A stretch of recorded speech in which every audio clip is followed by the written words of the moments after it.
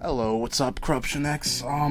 Most wanted on forums, Marathon Pro in games, and I guess today I'll bring you, let's see what it was, my first guide in a series of guides on video editing, because I got the editor rank, and I suppose it's time for me to actually do something, even though it was pretty hard to get motivated to do something.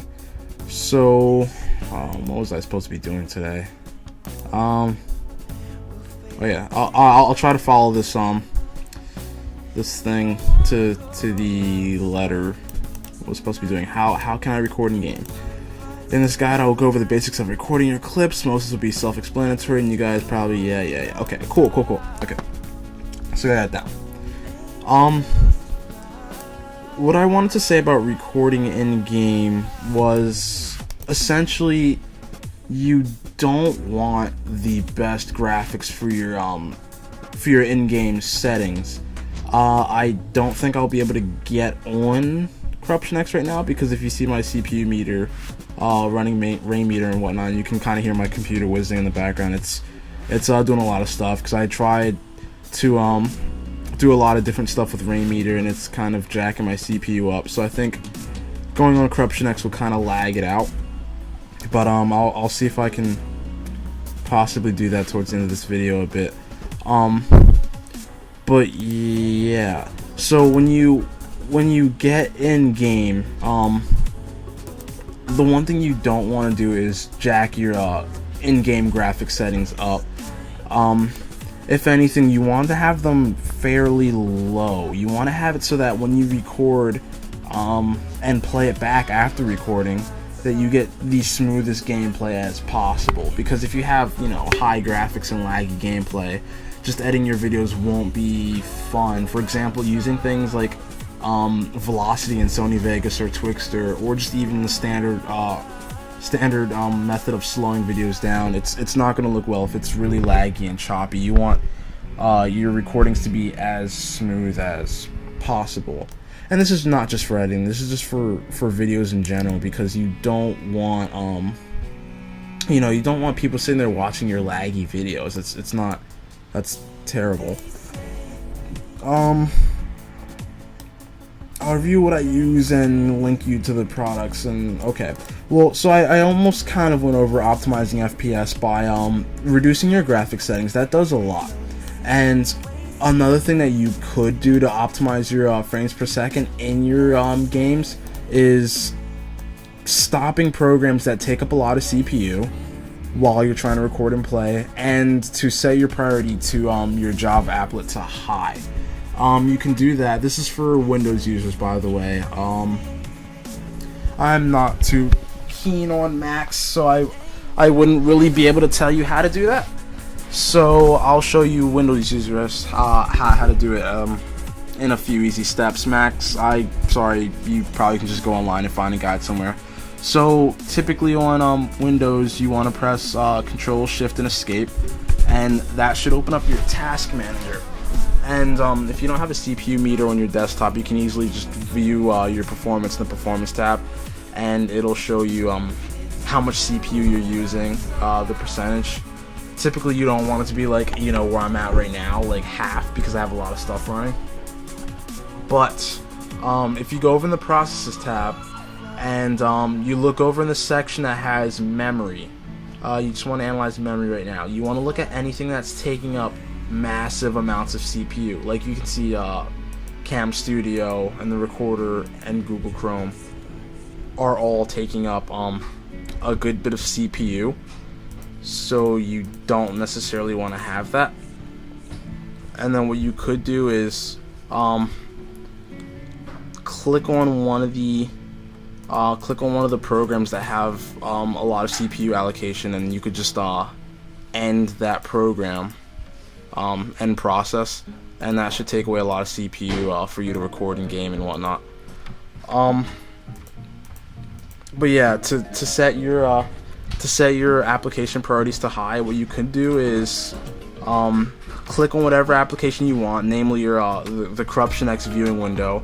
Go down to Set Priority and change it to high. Now, mind that when you do stuff like that, I'm not exactly sure how it works, but what it will do is it'll dedicate more CPU and memory towards that specific process that you set to high, and doing so will actually slow down your computer and other programs that are running, because a lot of CPU and memory is dedicated to the one program that you set to high. So know that if you do that, your computer will slow down in pretty much every other program besides the one that you have set to high.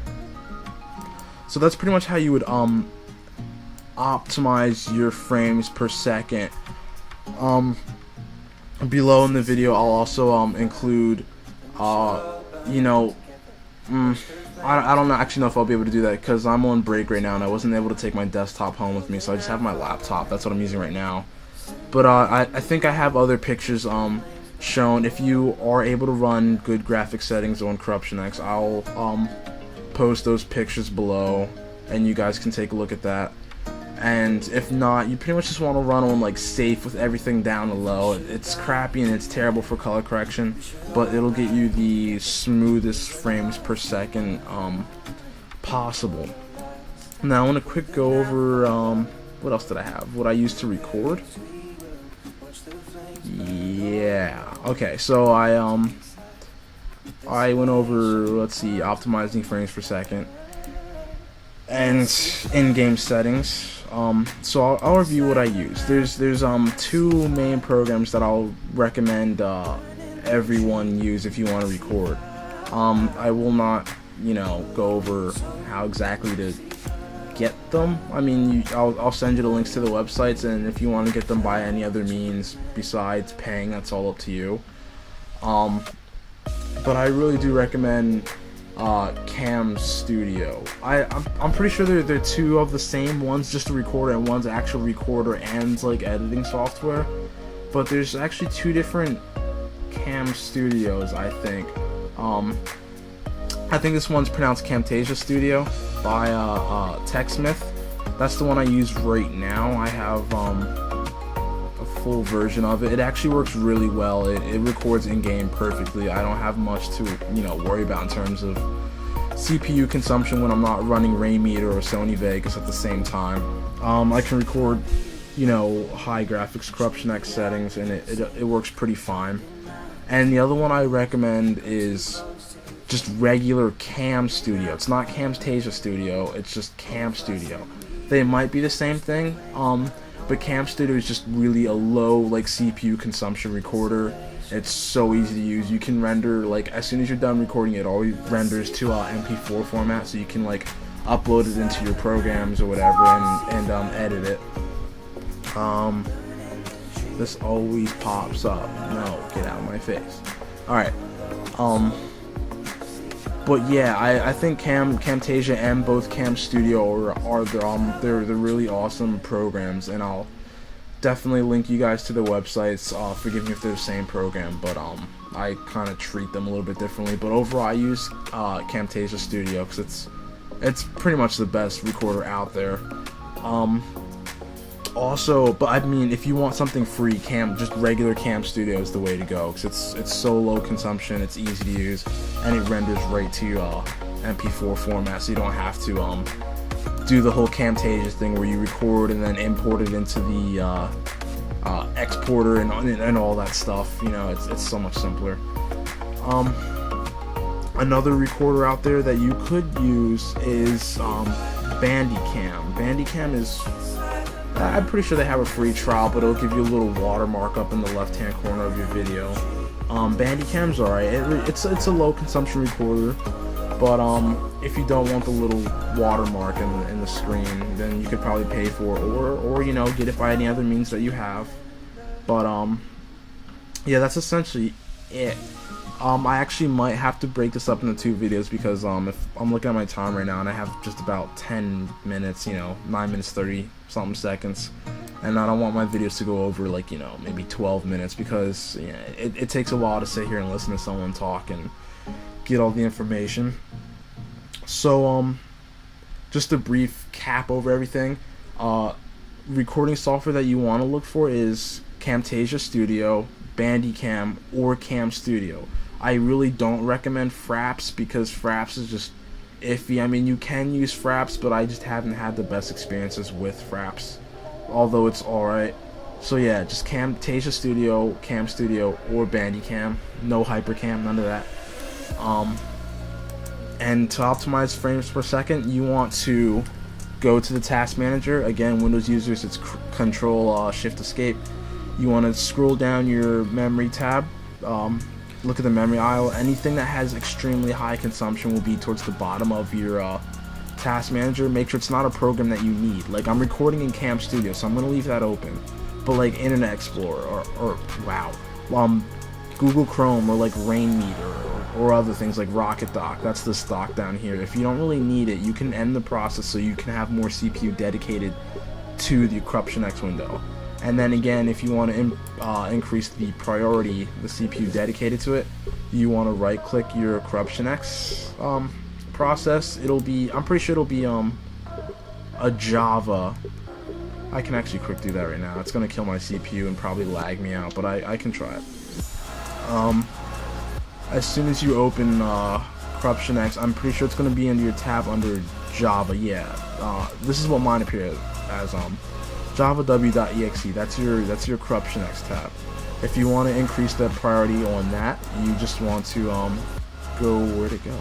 You want to go to Java, set priority, and set it to high. But just make sure that that's your actual Corruption X tab, because I know some other people may have other Java applications running and you don't want to set those to high. So to check simply, you could just right click. Say if I had minimized Corruption X, go to right click and then I'm actually not sure how. I forgot how to do it. 1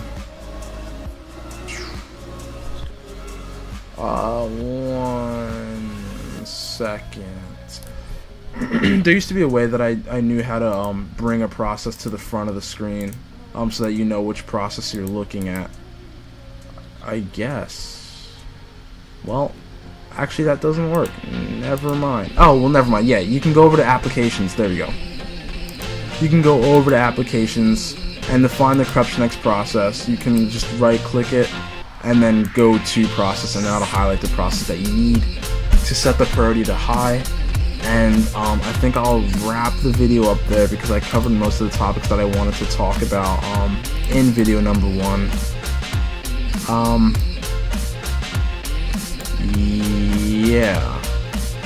No. Okay, yeah, this is good. This is good. I think I'll wrap this video up here. I think 13 minutes is good enough. The next video you guys should stay tuned for is intro to Sony Vegas, where I will give a brief introduction to Sony Vegas and all its different features and everything. If you have more comments on how I should do these guides a little bit differently or anything, just, you know, leave them in the comments below, all that good stuff.